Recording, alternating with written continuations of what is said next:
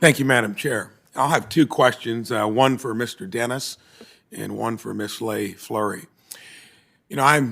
Before I came here from Indiana, I was on a school board for 10 years, in our state legislature for a few years on the education committee, but was always frustrated as a small business owner. Eventually, we became a much larger company, and our biggest issue was finding employees that guidance counselors were not even offering the kind of recommendations to look at that trajectory.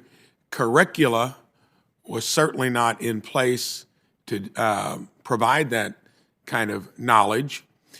And in a state like Indiana, we got great colleges, universities, and we ship out about twice as many four-year degrees as we actually keep in state. But I think what bothered me the most is when I looked in our own county, our guidance counselors weren't even bringing up that option of a career in technical education.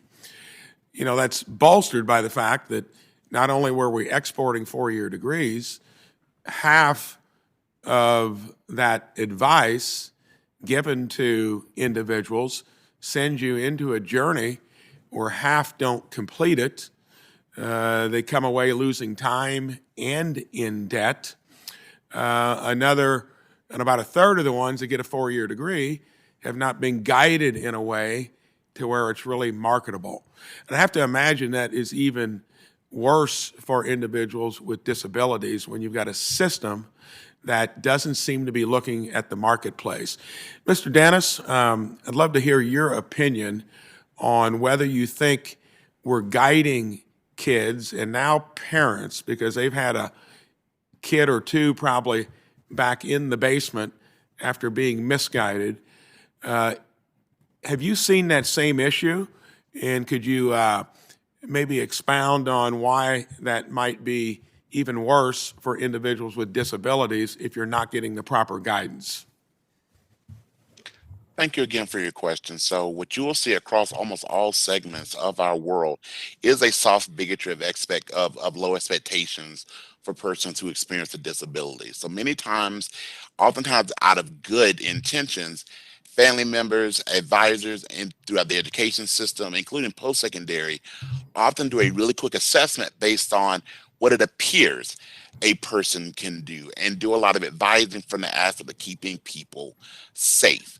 What winds up happening is we do unfortunately sometimes advise people to move into sectors we feel will help them in a safety standpoint without figuring out how do we really advise the person to do what is best. Some of our academic assessments don't play well with individuals who experience a disability, whether it's intellectual, whether it's a learning disability.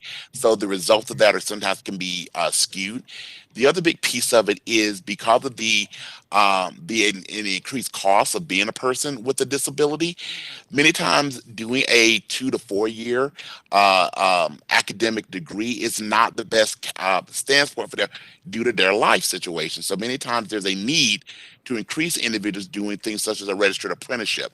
I personally would love to see greater representation in the earn and learn model for a person with disabilities, just again, because so many of those costs that come with being a person who experiences a disability, that pathway can all the time yield greater impact and results, again, based on the other parts of their lives. Thank you. Ms. Leigh Fleury, the other thing I've noticed too, trying to find ways as an employer to do things on our own that works with your school systems. Can you talk a little bit about have employers done enough to utilize training in middle school and high school? How much more should they do to especially help the disabled find a job within their own workplace? And thank you for the question. Microsoft, as one company of many, is looking proactively for disabled talent. We want and need that in order for us to produce inclusive, accessible goods. So yes, we are actively looking at what we can do to increase, particularly the college pipeline.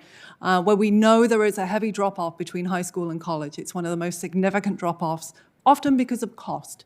But also there's other issues in terms of accessibility within the university framework and other problems that can occur in that time frame. And so I would say that not just Microsoft, but many others, we are invested here, but there's always more that we can and should be doing. I would also encourage anyone to not put a ceiling on what they believe themselves as capable to do, and to really self-advocate for what they need. That's one of the other things we end up coaching a lot, is really the importance of self-advocacy. But I think there are some fundamental real blocks here that we need to break down when it comes to particularly digital accessibility and the education around that. Thank you. Thank you.